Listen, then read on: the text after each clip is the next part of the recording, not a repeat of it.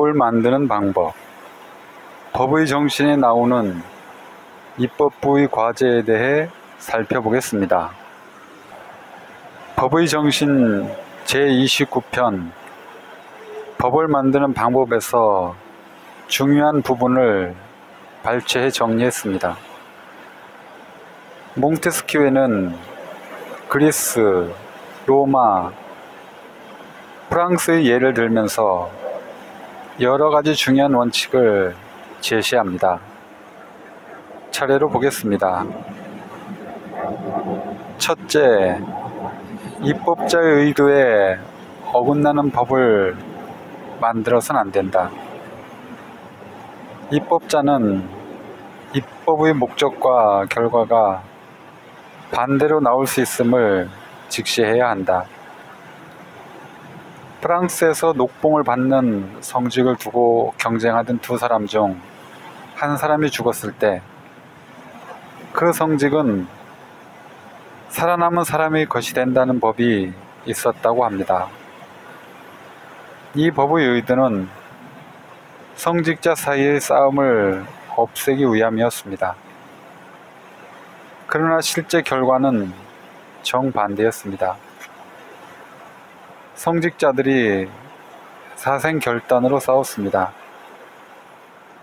현대의 예를 들면 미국의 금주법은 시민들이 술을 마시지 못하게 하려는 것이었지만 실제로는 밀주업자와 범죄 조직이 이 법 덕분에 돈을 버는 결과를 낳았죠. 둘째, 법의 문체는 간단해야 한다. 법의 문체는 쉬워야 한다. 이 두 문장을 보면 어떤 생각이 드세요? 지금도 우리 사회의 법률이나 판결문은 참 복잡하고 어렵지 않습니까? 난해한 법률 용어 몇 개를 예로 들어보겠습니다. 수봉. 이 말이 무슨 뜻인지 아시겠어요?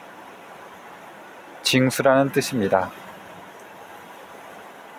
해태하다는 어떤가요? 제때 하지 않는다는 뜻입니다. 관해는 완화라는 뜻입니다. 부잔교는 부두 연결 다리라는 뜻입니다.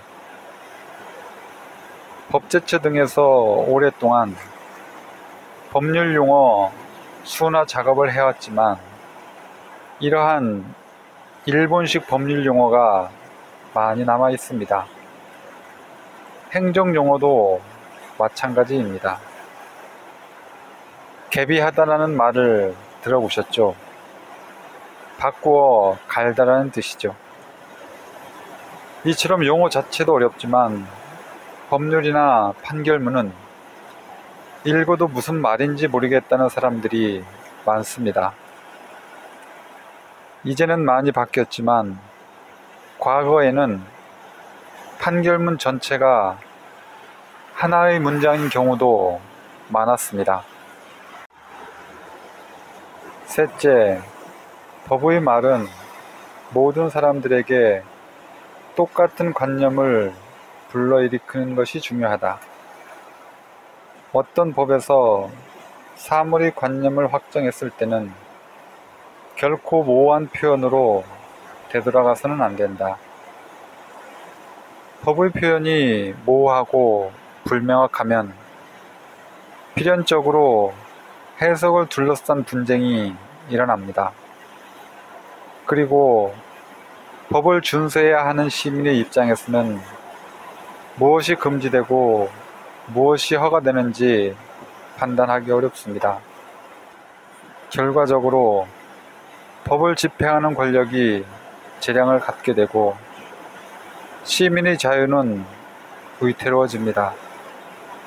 이 원칙은 현대 법률 용어로 명확성의 원칙이라고 합니다. 이 원칙은 베카리아의 범죄와 형벌에서도 강조됩니다. 죄와 벌의 올바른 균형. 몽테스키웨는 가혹한 형벌에 대해서도 비판을 전개합니다.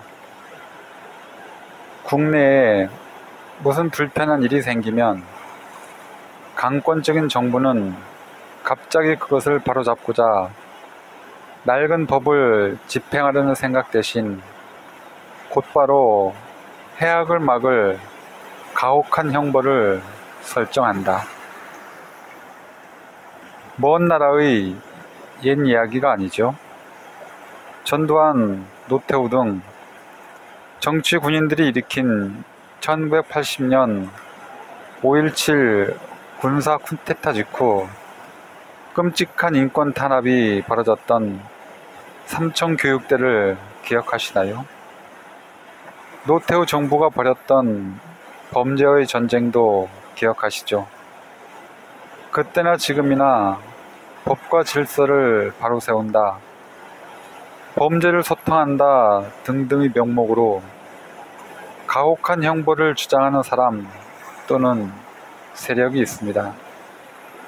그러나 학계의 연구에 따르면 중형주의, 혹형주의는 범죄를 감소시키지 못합니다. 전근대 유럽에서는 소매치기 등 절도에 대해서도 교수형에 처했습니다. 교수형 처형 장면을 대중 앞에 공개했는데 그 상황에서도 교수형을 보러 온 사람들의 주머니를 터는 절도가 이루어졌다고 합니다. 몽테스키웨는 말합니다. 그러나 정부의 동력은 그것, 즉 가혹한 형벌로서 소모된다. 이 무거운 벌에도 익숙해져 버린다. 그리고 무거운 벌에 대한 두려움이 줄어들어 머지않아 더욱더 무거운 벌을 설정하지 않을 수 없게 된다.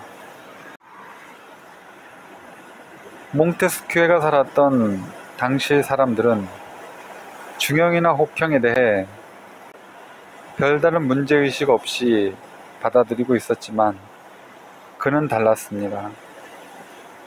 중형이나 혹형이 실제로는 범죄 억제에 효과가 없음을 지적하고 있습니다. 한편 그는 죄와 벌의 올바른 균형이 이루어지고 있지 않음을 비판합니다. 몇 가지 예를 드는데 동로마 제국의 수도 콘스탄티노플에서 반란죄에 대해서는 태형이 내려진 반면 비방죄에 대해서는 화형에 처한 것, 황제에 대해 음모를 꾸민 사람들은 태형에 처하고 머리칼과 털을 불로 태우는 처벌이 내려진 반면 황제의 허리끈에 사슴뿔이 걸리자 칼로 허리끈을 잘라 황제를 구한 시종은 목을 자르게 한 것, 그리고 프랑스의 큰 길에서 도둑질한 사람과 도둑질하고 살인까지 한 사람에게 같은 형벌이 내려진 것 등입니다. 그는 이렇게 제안합니다. 형벌 간에 조화가 있어야 한다. 왜냐하면 작은 죄보다 큰 죄를 피하고 사회를 해치는 작은 사항보다 그것에 타격을 주는 더욱 큰 것을 피하는 게 더 중요하기 때문이다. 유무죄의 다툼도 중요하지만 유죄라고 하더라도 내려지는 형벌이 과도하게 무겁거나 가벼우면 피고인이 승복하기 어렵습니다. 시민들의 정의감에도 부합하지 못할 것입니다.